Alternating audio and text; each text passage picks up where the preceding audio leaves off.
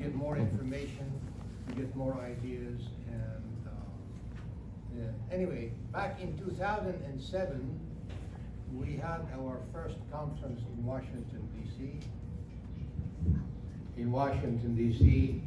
And it was Circassia, past, present, and future. And of course, the Jamestown Foundation at the time was right next to the American Embassy. And later on, we knew that the Russians were really furious how Circassians were holding a meeting hosted by the James Foundation at the time. Mr. Paul Goebel said earlier that if Russia is decolonized, there will be a Russian state, and probably it will be around Moscow. And I do agree with that 100%. And my dear sister said that the Russian Empire, Russia as an empire collapsed, but I mean the Tsarist Russia, and then the Soviet Union collapsed, and the Federation will collapse at one day, we hope, but the empire stayed. And I think that the new policy of the world, policymakers and others, should really focus on making sure that the Russian state, if there is one around Moscow or somewhere else, that it would not be a dictatorship. It would be a democratic country where the people of Russia are able to choose leadership that is not criminal. And that would be probably a guarantee for the civilized world to make sure that the threat of this empire is not imminent in the future. When we were going back to the Jamestown Foundation first conference, at one time, Mr. Goebel told me that we had Radio Free Europe, Radio Liberty at one time, and we were broadcasting in different languages of the Caucasus and other nations that are captive in the Soviet Union. And the Russians really, I mean, they did not like it, but they did not think much of it. They were not furious. It was only when Radio Free Europe, Radio Liberty had put a program to speak to the people of Circassia and the Soviet Union and outside in the Circassian language, and that's when the Russians became furious. Furious to the point that they strongly objected how to address Circassians. And why is that? Is because that we did not know, but Russia always knew the potential of Circassians. This is the largest nation of the Caucasus between its diaspora people and its people in motherland. And as we talk about the colonization of Russia today, Russia would not have been able to become the colony that is today if they did not have the coast of Circassia. That gave them the ability to expand their military ability, naval ability and otherwise, to access the warm waters of the Black Sea. And then they had become the bigger evil empire that we see today, attacking, occupying parts of neighboring country, occupying their nations, abusing human rights, and colonizing as much as they want, and they have the intention to even extend their colonization. So today here I am a Circassian activist and has been in the international Circassian movement since 2006.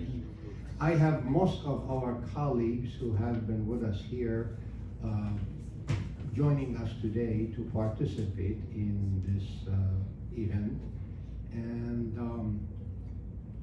our goal is to raise awareness of our Circassian nation, both in motherland and in diaspora, of the need and the awareness for Circassians inside and outside the North Caucasus to become aware of the tragedies committed by Russia against us and the genocide, the forced deportation, the ethnic cleansing, and the crime against our culture and ethnicity, to a point where we are under the threat of losing most of it.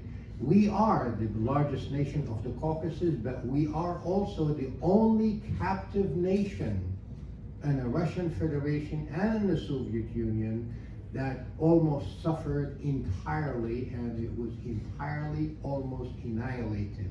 Thanks to my friend Zach, the one who brought that to my attention last night. Circassia and Circassian is the only captive nation that Russians actually intended to erase it from history.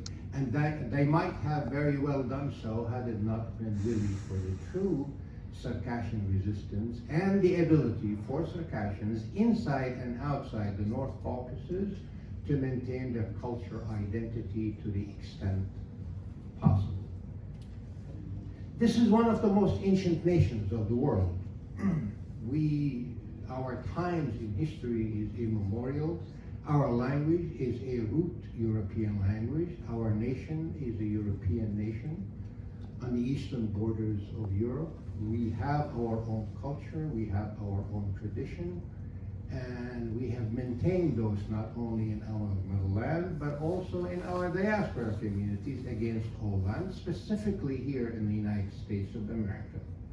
Needless to say, had it not been for the group of Circassians here in the United States of America, the world would not have known about our hidden genocide, our hidden tragedy, and our desire since 1864 until now to reestablish our existence as a nation.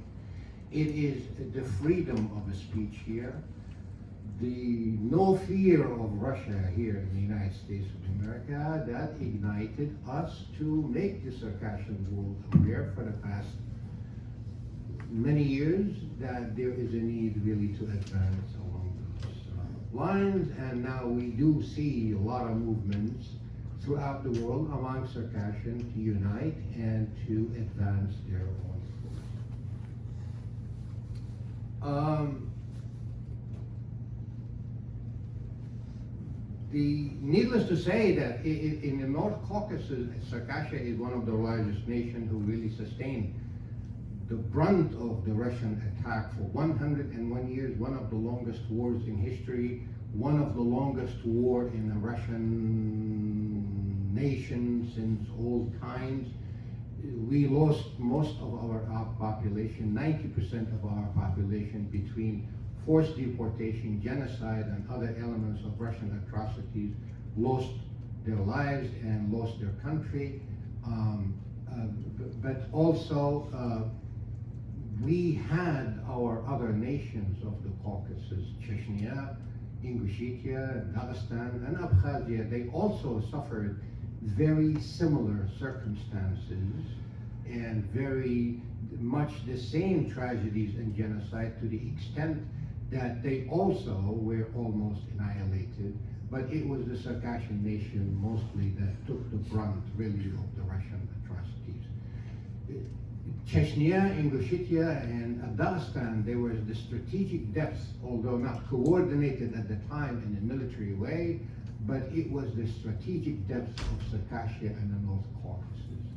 And of course, if the world at the time realized the importance of the Black Sea as they do now, and they listened to the ambassadors of Circassia and Chechnya and Ingushetia in 1864, before and after, of the need to help Circassians, then there would not have been a really, today, the Russian Federation as we know it. Now the world talks, the American media speaks of the Black Sea today as one of the most vital areas of the world, not knowing really it was the Circassians actually who brought it to the world attention that if you help Circassia, if you help Circassians, we are able to fend off this evil enemy that is coming from the north, and now it built its evil empire, and now it's threatening the world. We need to learn the lesson today that if you support Circassia and Circassians And this is more than possible with a population of more than 7 million people in the neighboring country in Turkey. Then the potential of decolonization of Russia becomes more practical and more doable if Circassians are given the opportunity to repatriate, to build their own nation, and to confront the Russian policies and to help decolonize that evil empire that we know today it's the threat, the biggest threat to the peace of the world. If I may ask you to be short. Yeah, of course. I wanted to, yes, thank you for reminding me. I mean, when you start talking about this, it's very, what's essential today is that we have built in Europe, in Kiev actually, we had a conference in Kiev, we had a conference in Brussels, and we have built the so-called the North Caucasus Nations Committee, and this is in many ways, many thanks to my dear brother, Prime Minister Ahmed Zakayev, who developed the idea, who built this idea, and now we are in Circassians, Chechens, Ingush, and Dagestanis, and others. We are building this committee today to be able to mobilize the North Caucasus inside and outside in order to become an effective element in helping decolonizing the so-called Russian Federation and occupation of the captive nations inside the Russian Federation. Lastly, I wanted to make it very short and sweet, and very important actually. Today, Ukraine is the hero of the world today in defending freedom, in fighting against Russia. The help to Ukraine is essential, not only to Ukraine. It is essential for the whole entire civilized world. Today, Ukraine is the one fighter that is stopping Russia. If we make it our political reasons not to extend the help, the financial help to Ukraine, then we are helping Russia. This is needed, this is a must. It doesn't have to be involved in politics or the Congress or Senate or anywhere else. It has to go to Ukraine. Please, anyone who has the ability to voice out this concern, that help must go to Ukraine now, without exception. Today, Ukraine is the hero of the free world. Thank you very much. Thank you so much, Mr. Youghar. Indeed, without free Ukraine, we will not be able to talk about free nation post-Russia. So everyone who has ability to